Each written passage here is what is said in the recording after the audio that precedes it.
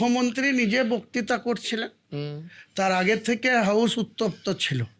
প্রথম দফায় যখন মুখ্যমন্ত্রী বলতে ওঠেন তখনও বিজেপির অপোজিশন লিডার সহ যারা যারা অবশ্য অপোজিশন লিডারকে সাময়িক সাসপেন্ড করেছিলেন তার আগের দিনের একটা ঘটনায়।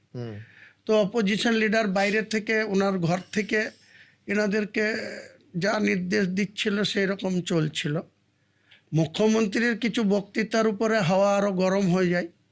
তো যখন আমাদের মুখ্যমন্ত্রীকে চোর বলে ডাইরেক্ট, এবং সেই সঙ্গে তৃণমূলের ট্রেজারি বেঞ্চে যারা ছিল তাদের সবাইকেই চোর চোর স্লোগান দেয় বিজেপির, তা আমরা 220 পেজেন্ট আছি, আর 64-65 জনের মধ্যে ওই 58 জন না 57 জন পেজেন্ট ছিল। তারা সমস্ত ট্রেজারি বেঞ্চকে চোর বলছে, সে চোরের মধ্যে আমাকেও বলছে। তা আমি কোথাও চুরি করিনি, আমি কেন চোর শুনবো? তো ওরা যতবার চোর স্লোগান দিয়েছে আমিও বিজেপির বিরুদ্ধে স্লোগান